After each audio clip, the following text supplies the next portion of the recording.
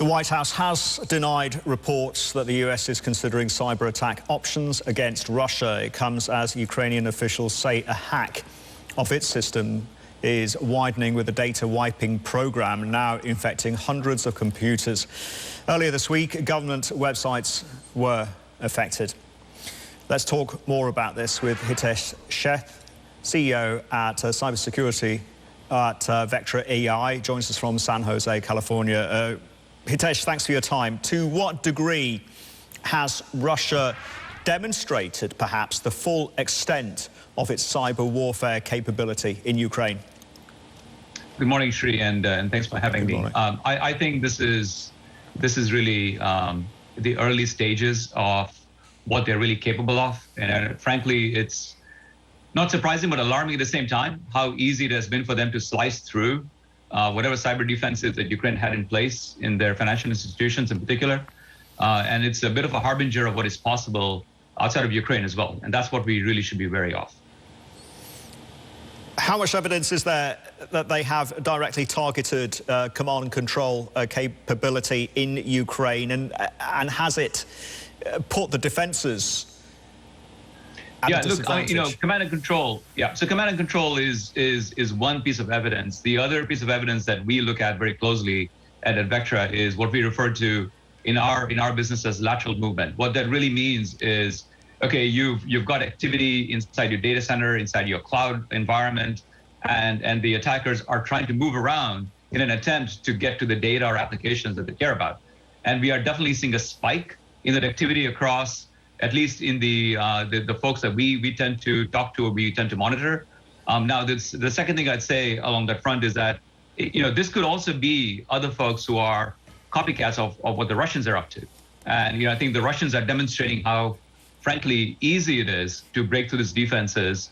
And if that's the case and I would assume that the Ukrainian cyber defense is reasonably sophisticated, then, a lot of the other institutions in Europe, in Asia, and then certainly here in the United States are equally susceptible.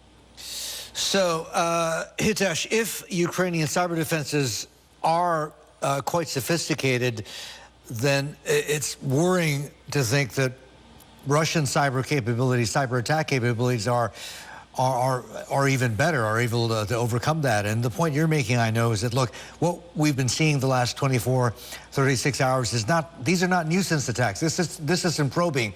This is really the first time we've seen and experienced this happening in a real situation. This is cyber war we're seeing. Right. Yes, indeed. Look, we have long theorized that cyber attacks are going to be part of any nation state's arsenal. And I think what we are witnessing for the very first time, frankly, in human history, is cyber attacks have become the weapon of first strike as part of and this is the Russians are demonstrating this very, very clearly. When I refer to the Ukrainian cyber defenses being reasonably sophisticated, I would not look at the attacks that the Russians have unleashed as equally being super sophisticated at the same time, which is really the thing that we should be worried about. Most defenses outside of some of the most elite institutions globally, whether it's government and or private, their defense postures tend to be based on archaic notions of protecting the perimeter or the edge of the infrastructure, as opposed to really anticipating the fact that breaches are inevitable. And then the real key to the strategy is, are you protected inside your infrastructure as opposed to protected at the edge? And when you just focus on protecting yourself at the door, if you will, yes, then the result is what you're seeing here happening with Russia and Ukraine. Hitesh, you can't sanction cyber attackers, can you, in Russia? It will be extremely challenging to do so. So do the Western allies face retaliation, conceivably through cyber network channels, in response to the sanctions that they've just imposed? I would fully expect that given what we are witnessing here with Russia, overtly attacking Ukraine with cyber attacks, that they will have covert channels as a way to attack institutions that are being deployed to curtail them in the financial community. And so, if I'm advising financial institutions who are our customers, who are not our customers, I would say to you, you got to really think long and hard about what you're doing to protect yourself inside your infrastructure, because you know they're going to come after you. I think we can take it as a given what they've done, that they will come after you. And the question then is, you know, what techniques and technologies have you deployed to ensure that you can defend yourself effectively? So coming after you, that phrase, Hitesh, I mean, the cyber attacks we've seen that managed to deny the Ukrainian government, its forces, and blind them, handicap them. I mean, it just wasn't that, right? Apparently, there's evidence that Russia or Russians deployed bots to trick Twitter into shutting down open source sites. They're reporting on Russian troop movements and equipment movements using satellite technology. Which means Russia is also trying to blind its own people or normal Ukrainians or basically the man in the street so they don't know what's actually going on. Correct. And social media has been a very effective tool to defend democracies or create a spark for democracies.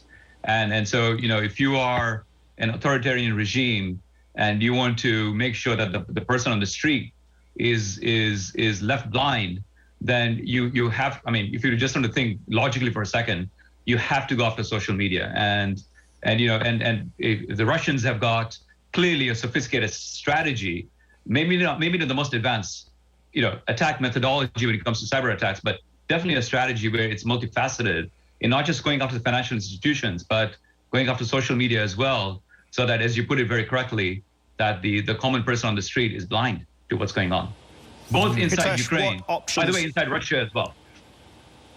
Understood. And what options does the West have now to fall back on? Does the US or Europe have countermeasures perhaps that they can deploy as a response to this first strike cyber capacity that Russia clearly has at its disposal? Look, I mean, I think it's fair to say that any advanced nation has got offensive capabilities when it comes to cyber. You know, so I think those should be on the table. They absolutely have to be on the table given what's unfolding right now. What I think is equally critical, in many ways more critical, is you have to have a defensive posture that is second to none. Because if you go on the offense and the next thing is that, you know, you get retaliatory attacks back at you and you're not set up to defend yourself, then you have the kind of stuff that's unfolding in Ukraine is going to happen across Europe, across Asia, in the United States as well.